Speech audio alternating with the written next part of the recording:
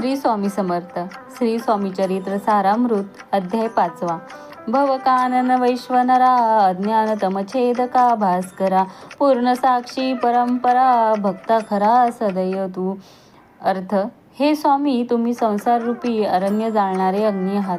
अज्ञानाचा अंधार नष्ट करणारे सूर्य आहात. तुम्ही सर्वांचे साक्षी असून भक्तांवर अत्यंत दयाळू आहात.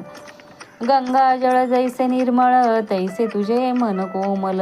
तुझसी सत्वितात प्रेमळ सत्वर त्या ते पावसी. अर्थ: जसे गंगेचे पाणी पवित्र आहे तसेच तुमचे मन कोमल आहे. प्रेमाने तुमचे स्तवन केले असता तुम्ही भक्तांना तात्काळ दर्शन देता. विशेष गंगा जळाहून आपुले असे महिमान. पाप ताप आणि दैन्य तुमच्या स्मरणे निवारती. अर्थ: गंगाजलापेक्षाही तुमचे स्मरण अधिक श्रेष्ठ आहे. तुमच्या नामस्मरणाने पाप दुःख आणि दारिद्र्य नाहीसे होते. स्वामी चरित्र करया श्रवण श्रोते बैसले सावधान. प्रसंगाहून प्रसंग पूर्ण रसभरीत पुढे पुढे. अर्थ: स्वामी चरित्र ऐकण्यासाठी श्रोते सावधानपणे बसले आहेत. एकामागून एक सुंदर व रसपूर्ण प्रसंग पुढे येत आहे. ज्यांचे सबळ पूर्व पुण्य तया झाले स्वामी दर्शन. ऐसे चोळप्पा आदी करून भाग्यवंत सेवे करी. अर्थ: ज्यांचे पूर्वजन्मी पुण्य बलवान होते त्यांना स्वामींचे दर्शन लाभले. चोळप्पा यांसारखे सेवेकरी फार भाग्यवान होते.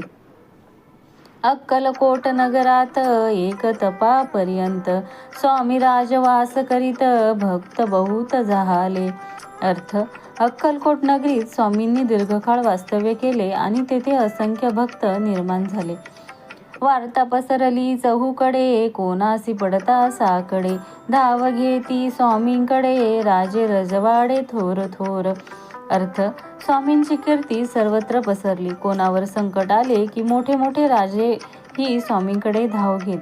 म्हणती भोसल्यांचे भाग्य परम स्वामी रत्न लाभले उत्तम. द्रुपती ही भक्त निस्सीम स्वामी चरणी चित्त त्यांचे. अर्थ: लोक म्हणत की भोसल्यांचे मोठे भाग्य, कारण त्यांना स्वामीरूप रत्न लाभले. राजेही स्वामींचे अत्यंत भक्त होते.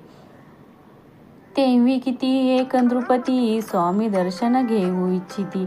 आणि आपुल्या नगराप्रती आणू म्हणती तयांसी. अर्थ: अनेक राजांना स्वामींचे दर्शन घ्यावे आणि त्यांना आपल्या नगरीत आणावे असे वाटू लागले. बडोद्या माझी त्यावसरी मल्हारराव राजाधिकारी. एकदा तयांचे अंतरी विचार ऐसा पातला. अर्थ: त्या काळी बडोद्याचा राजा मल्हारराव यांच्या मनात एक विचार उत्पन्न झाला. अक्कलकोटाहून स्वामींसी आणावे आपुल्या नगरासी. मग कोणे एके दिवशी विचार ऐसा पातला. अर्थ: अक्कलकोटाहून स्वामींना आपल्या बडोदात नगरात आणावे असा विचार मल्हाररावांच्या मनात दृढ झाला. दिवाना आणि सरदार मान करी तैसे थोर थोर. बैसले असता समग्र बोले नृपवर तयांप्रती.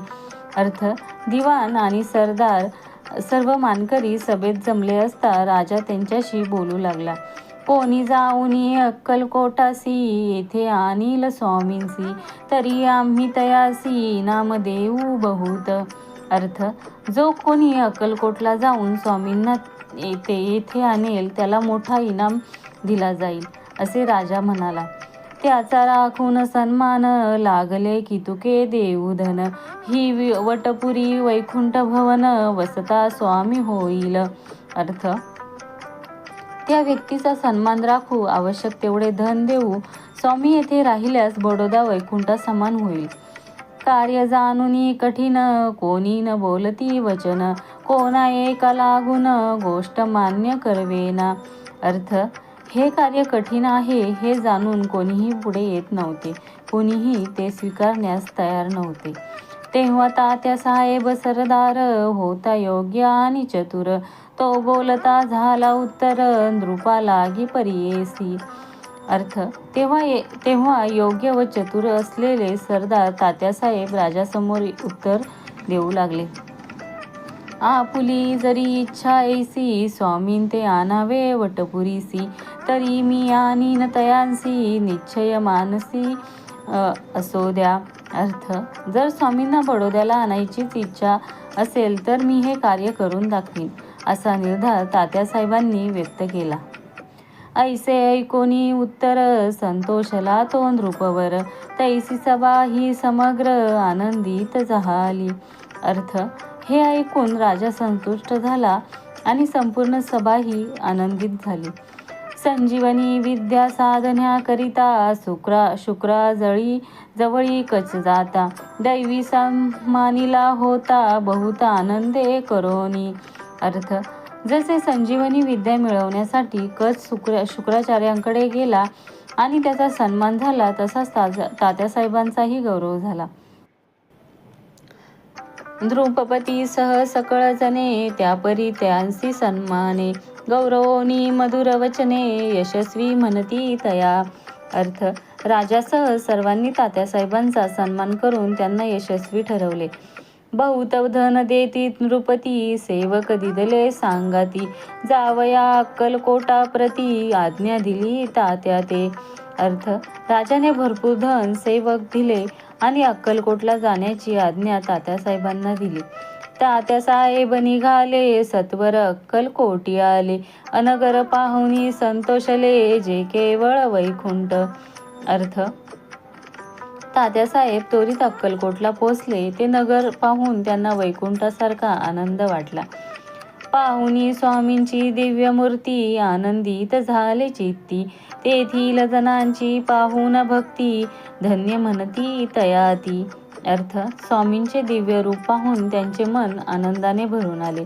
तेथील लोकांची भक्ती पाहून त्यांनी त्यांना धन्य मानले. अक्कलकोटीचे नृपती स्वामी चरणी त्यांची भक्ती, राजघराण्यातील युवती त्याही करिता स्वामी सेवा.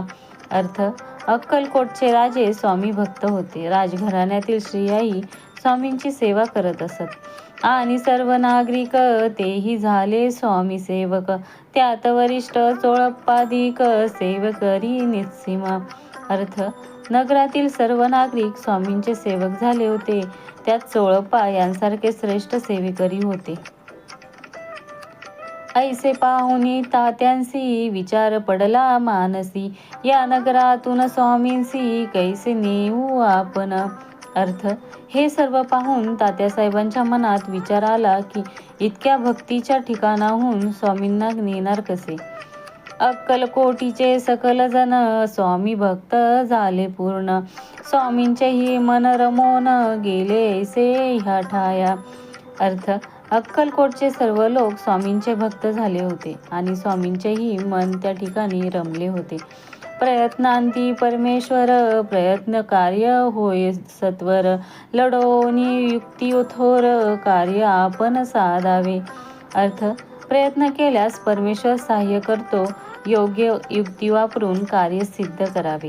ऐसा मनी विचार करोनी कार्य आरंभली तात्यांनी, संतुष्ट राहावे सेवकजनी ऐसे सदा करिताती. अर्थ, असा विचार करून तात्यासाहेबांनी कार्य सुरू केले आणि सेवकांना संतुष्ट ठेवण्याचा प्रयत्न केला.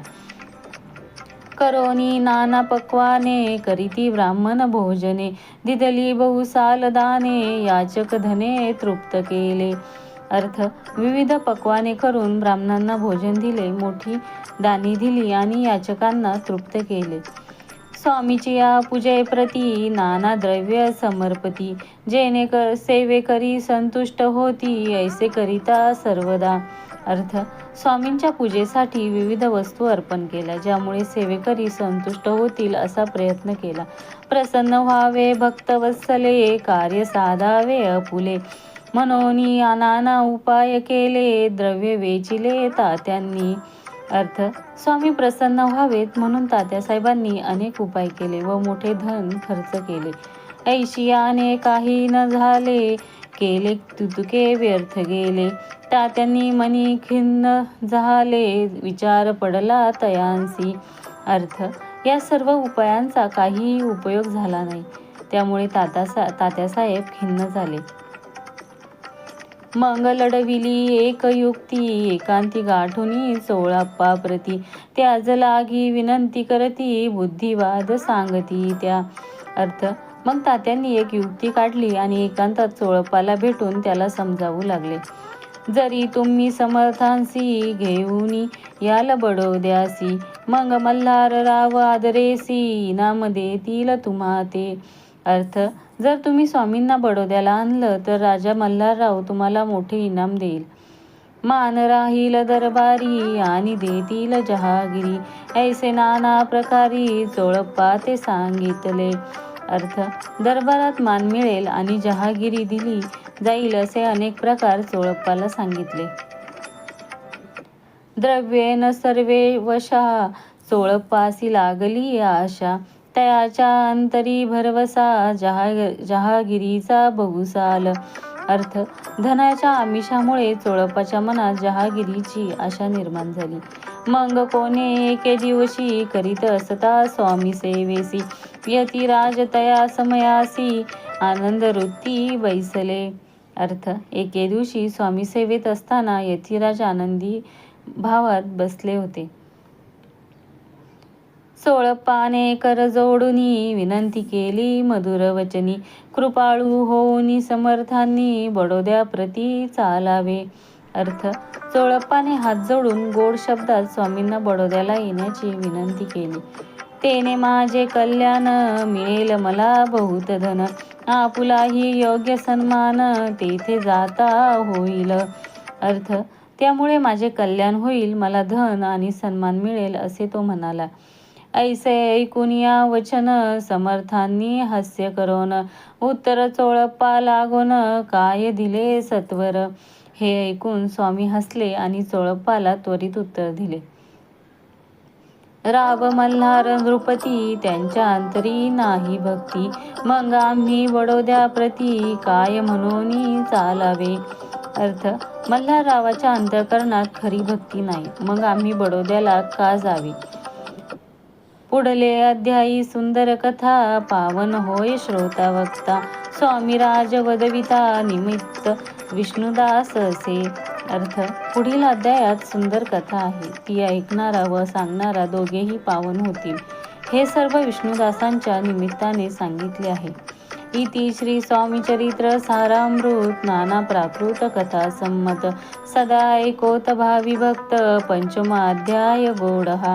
अर्थ असा हा श्री स्वामी चरित्र सारामृत ग्रंथातील पंचमाध्याय जो भक्तांनी श्रद्धेने नेहमी ऐकावा असा गोड आहे. श्री स्वामी चरणार्पणास्तु.